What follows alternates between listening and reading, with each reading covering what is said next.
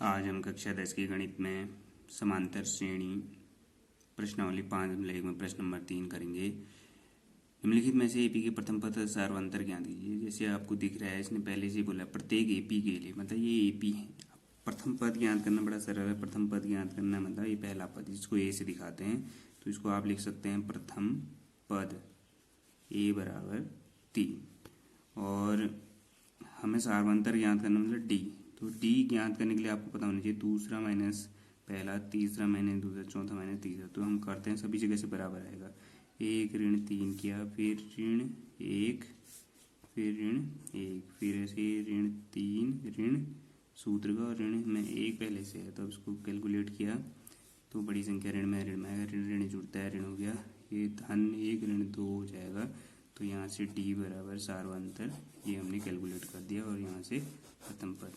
ऐसे ही दूसरा भाग बनाएंगे। यहाँ पे प्रथम पद 1/3 है, डी हमें ज्ञात करना है, तो 5/3 1/3। तो हर समान है तो अंश भी समान रहते हैं, तो ये घट गया 4/3। ऐसे अगला भी आप चेक कर सकते हैं। तो ऐसे ही करना है आपने, सभी से 4/3 आना चाहिए, तो लास्ट में तो सार्वंतर 4/3 लिखेंगे। ऐसे हम ए और डी कैलकुलेट कर सकते हैं। ऐसे ही प्रश्न नंबर 4 देखेंगे। इसमें करना क्या है, पहले तो हमें ये बताना है कि ये एपी है या नहीं है, और एपी है तो फिर इसमें सार्वंतर याद करना है। उसके बाद इसके बाद के अगले 3 पद लिखने, इसके बाद के और 3 पद और लिखने हैं। तो देखिए एपी है नहीं, इसका पता तब चलेगा जब डी हमारा सभी इधर बराबर आएगा। इतना मैंने इतना करा है, फिर इसमें से इतना घटाया, माना इसके सार्वंतर समान आया इस श्रेणी का, तो ये एपी है। और एपी के अगले पद याद करने हैं, तो ये जो अंतिम पद है इसमें डी जोड़ा, फिर जो आया वो अगला पद हुआ, फिर उसमें डी जोड़ा, फिर अगला पद आएगा, फिर ऐसे जोड़ते जोड़ते हम अगले 3 पद ज्ञात कर सकते हैं। तो सबसे पहले हम चेक करते हैं कि ये श्रेणी एपी है नहीं, तो हम डी चेक करते हैं। तो 5/2 ऋण 2, ऐसे ही 3 ऋण 5/2, ऐसे ही 7/2 ऋण 3। अब घटाते हैं, इसका लॉस हो लिया 2, 5 ऋण 2 एकम 1 दूनी 2 2 2 दूनी 4 1/2। ऐसे इधर किया 3 दूनी 6, 6 में से 1 घटा 5 घटा 1/2। अच्छा, यहाँ से भी। तो अब यहाँ पे सभी का डी अंतर जो है 1/2 है, समान अंतर है, अतः श्रेणी एपी में है। इतना लिखने के बाद एपी में है, तो एपी के अगले पद लिखना है। तो जो अंतिम पद है 7/2 धन, उसमें इतना करेंगे तो 8/2 आएगा, इसे कटेगा 4। इससे ही यहाँ पे आप लिखेंगे था एपी के अगले 3 पद बराबर, एपी के अगले 3 पद बराबर। ऐसे ही किया आगे, फिर इसके नीचे जो 4 आया, फिर उसमें 1/2 जोड़ा, तो 4 9/2, फिर 9/2 जो आया, फिर उसमें 1/2 जोड़ा, तो 18 19/2। अच्छा सॉरी, 9/2 है, धन 1/2 जोड़ा, तो हसमान 5 हो जाएगा।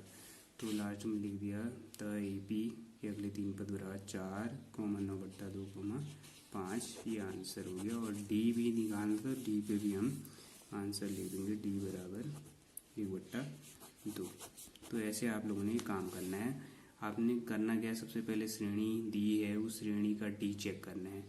तो फिर आपने लिखना है चूंकि सार्वंतर समान है तो श्रेणी एपी में, इसलिए एपी के अगले 3 पद बराबर। जो अंतिम पद है उसमें डी जोड़ा, फिर जो आया उसके बाद का अगले पद का पहला पद हो गया, फिर उसमें फिर डी जोड़ा। ऐसे हमें 3 पद निकालने थे, हमने 3 पद निकाल दिए। ऐसे ही सबसे इम्पोर्टेंट प्रश्न है ये।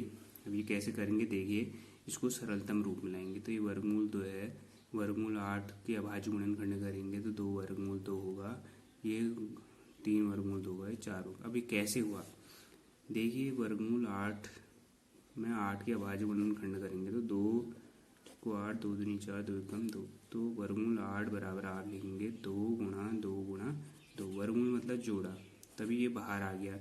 तो हमने वर्गमूल 8 को 2 वर्गमूल 2 लिख सकते हैं। ऐसे ही वर्गमूल 18 है, तो 18 के अभाज्य गुणनखंड के 2 9 18, 3 3 9, 3 एकम 3। यहाँ पे भी जोड़ा बना, तो वर्गमूल में जब 18 आएगा तो ये जोड़ा 3 बाहर आ जाएगा, और अंदर इसका जोड़ा नहीं होना है, तो ये अंदर जाएगा। खुद ही सोचिए, जब डबल होता है तभी तो यहाँ सिंगल डिजिट बाहर आती है। तो यहाँ 9 होगा, तो 9 दूनी 18 हो गया वर्गमूल। तो हम वर्गमूल 18 को 3 वर्गमूल 2 भी लिख सकते हैं, ऐसे ही वर्गमूल 3। मतलब हमें पहले इसको सरलतम रूप में ऐसे लिखना। अब हम इसका डी चेक करेंगे, ये श्रेणी एपी में। तो डी चेक करने के लिए अभी बताया है आपने क्या करना है, डी बराबर दूसरा माइनस पहला से तीसरा माइनस दूसरा तो चौथा माइनस तीसरा, ये हमने ऐसे लिख लिया पहले। अब हम कैलकुलेट 2 वर्गमूल 2 में एक वर्गमूल 2 घटाएंगे तो एक ही वर्गमूल 2 तो रहेगा, एक है ये खुद ब खुद एक वर्गमूल 2।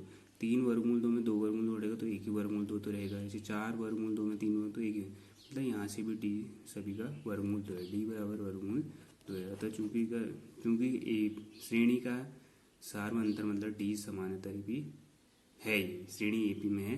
तो इसके बाद के अगले 3 पद ज्ञात करने, तो आपने यहाँ पे ऐसे ही लिखना है। तो एपी के अगले 3 पद, जो लास्ट वाला 4 वर्गमूल 2 है इसमें वर्गमूल 2 जोड़ेंगे, फिर ऐसे भी जो आएगा फिर उसमें। पर जो हमारी सीरीज जो वर्गमूल में टोटल वर्गमूल में दी थी तो आंसर भी ऐसे होगा। तो मैं आपको एक बता दे रहा हूँ, देखिए 4 वर्गमूल 2 हमारा लास्ट था, उसमें वर्गमूल 2 जोड़ा तो ये हो गया 4 वर्गमूल 2 में 1 वर्गमूल 2 5 वर्गमूल 2।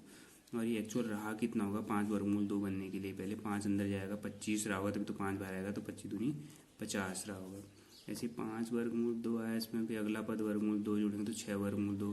पर ये एक्चुअल वर्गमूल में टोटल कितना रहा होगा 6 6 36 दूनी 72। ऐसे आप अगला निकाल सकते हैं 7 वर्गमूल 2, 7 अंदर जाएगा 49 गुणा 2 से 98, ऐसे लिख सकते हैं आप। ऐसे ही बाकी के प्रश्नावली के बना सकते हैं आप। आपको यदि कोई भी प्रश्न नहीं आ रहा है, उसका कोई भी भाग नहीं आ रहा है, आप कमेंट करिए और मेरे से पूछ सकते हैं, मैं उसका अगला वीडियो बनाऊंगा। धन्यवाद।